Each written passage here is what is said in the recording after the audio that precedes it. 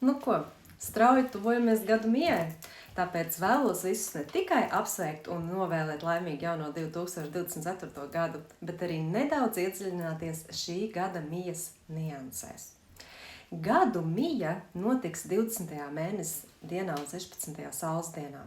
Un sāksim nedaudz iedziļināties mēnesa dienā. 20.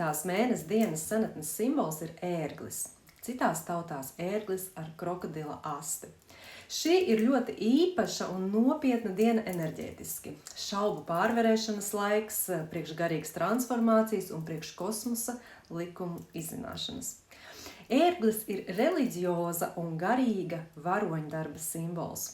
Tāpēc šajā dienā labvēlīgi ir izzināt un lasīt svētos rakstus, un šī diena ir piemērota, lai jauno gadu sagaidītu gan vienatnē, gan draugu lokā. Viss atkarīgs no mūsu vēlmēm.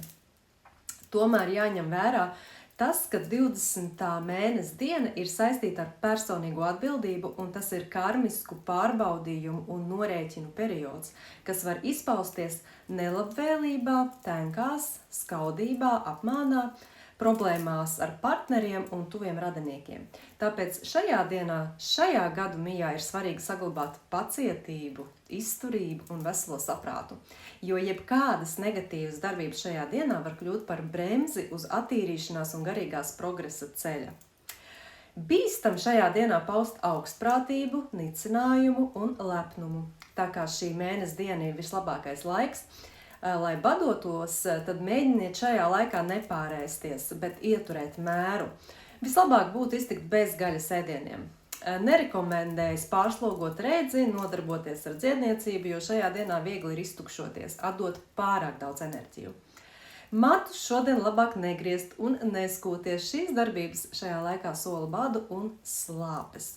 Tā kā labāk visas tās darbības, kas saistāts ar matu apgriešanu, nagu apgriešanu un tādām griešanas procedūrām, tad labāk to izdarīt ir šodien, 19. mēnesa dienā. Tas būs labvēlīgi.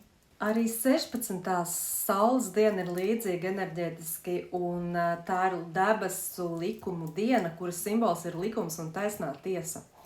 Arī šajā saules dienā rekomendējas badoties un nav ieteicami gaļas produkti, tāpēc, ja ir iespēja, tad labāk atturēties.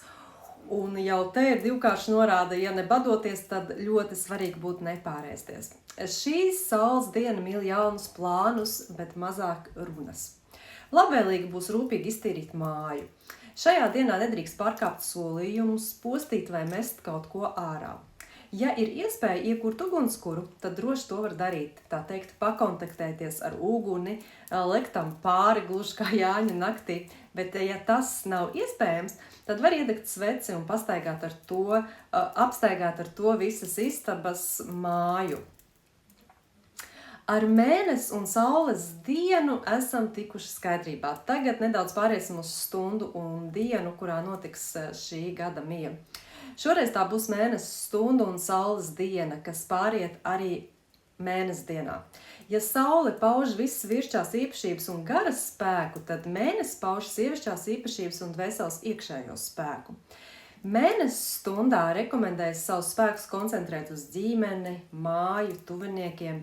Tas nozīmē, ka gadu mijā patiešām būs labi sazvanīties ar saviem mīļajiem un novirzēt savu enerģiju uz apsveikumiem, labiem vārdiem un vēlējumiem. Bet saules dienu var izmantot arī uguns rituāliem un sagaidīt gadu miju ar uguntiņu būs patiešām labvēlīgi. Tā kā mēnesis ir dilstošs, tad labvēlīgi ir veikt rituāls uz šķēršļu problēmu sadedzināšanu, pārvarēšanu, enerģētikas attīrīšanu, uz visu, no kā vēlamies atbrīvoties. Zīmīgi ir tas, ka, lai arī gadu mija turpinās Marsa planētas ietekmē, tomēr Saule būs visa turpmākā gada vadītājs sākot no 21. marta. Līdz 21. martam vēl valda gada planēta Mars. Par Saules gada sākumu iespējams, ka es pastāstīšu, ka tuvosies šis laiks, jo šī gadu mija notiek Marsa ietekmē.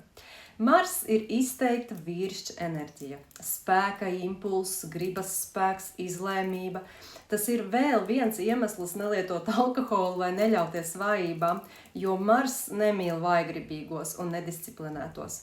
Tāpēc ieej šajā gadā izlēmīgi, skaidru prātu un maksimāli sagatavojies. Bez tam visai šai astroloģiskajai tortei pa virsu ir tas, ka gadu mijā Saule atradīsies Mežāzī, un arī šis savienojums mīl uzcītību, kārtību un stingru disciplīnu. Šajā savienojumā stiprinās garīgie spēki, tieksme paļauties pašam uz sevi, atrast sevī to mūžīgo, neizsīkstošo uguni, to spēku, kas palīdz pārvarēt jebkādus šķēršļus dēļ augstākiem nodomiem un mērķiem. Tas ir gada galvenās robežas laiks. Dienas gaisma pārliecinoši uzņemošas spēku, uzveic nakts tumsu, kas liecina par nesatricināmu secīgumu un nenogurstamību. Mērķtiecību un spējām, neskatoties ne uz kādiem liktenes triecieniem, neveiksmēm un zaudējumiem, no jauna atzimt kā fēniks no pelniem, atrodot sevi jaunus spēkus pašam sevī, lai atkal visu sāktu no sākuma. Ko vēl mēs varam īpaši ņemt vērā šajā gadu mijā? To, ka mēnesis būs jaunavas zvaigznājā. Bet, kā mēs zinām, jaunava arī mīl īpašu kārtību, un arī Saule Mežāzī mīl disciplīnu. Līdzīgi kā Saule Mežāzī, tā mēnesis jaunavā rada uztveres skaidrību, emocionālu saturēšanos. Uzsvars tiek likts uz savu gribu un personīgo spēku. Ņemsim vērā arī to, ka gadu mijai nav nekādas lielās saistības ar zaļā drakona gada iestāšanos, jeb drakona ietekme sāksies tikai 10. februārī. Tāpēc, ja vēlies iepriecināt drakonu un astroloģisko jauno gadu, tad to jāsagaida attiecīgā dienā. Tāpēc pielabināt drakonu un uz to akcentēties gadu mijā nav nozīmes. Pēc savas būtības šie vairāk ir gadu mijas svētki, nevis astroloģiskais jaunais gads.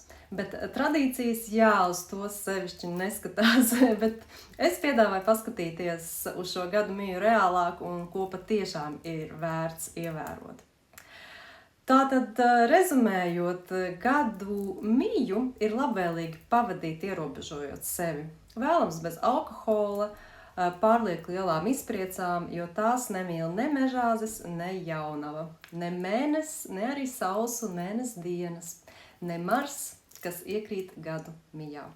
Vēlamās krāsas apģērbā un rotās būs saules un mēnesis krāsas – zelta, sudraba, balta, dzeltena un Marsa, sarkanā. Šajā laikā valda zemes stihijas pārsvars, kas pieļauj arī citas krāsas saistītas ar zemes stihiju – zaļa, brūna, melna. Kā redziet, būtībā visas krāsas šajā gada mijā būs labvēlīgas.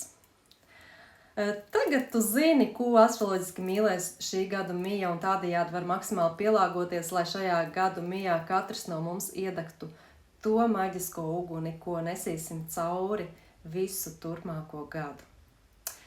Paldies ikatram, ar kuru man bija tā laime iepazīties. Es šajā gadā sastapu daudz unikāls un foršas personības. Man bija tas gods pastrādāt ar jums, dalīties ar jums, ar zināšanām, pieredzi. Tas viss ir nenovērtējami. Paldies par atbalstu, par ļoti daudz labiem vārdiem. Paldies par jūsu sirsniņām, paldies par jūsu uzticēšanos. Paldies augstākiem spēkiem dziļā pateicībā. Novēlu katram no jums daudz laimes jaunajā gadā, garīgu progresu un jaunas transformācijas, stipru veselību un, protams, mīlestību, jo bez mīlestības nebūs nekas no uzskaitītā, ne ilgnoturīgs, ne pa īstam īsts. Paldies!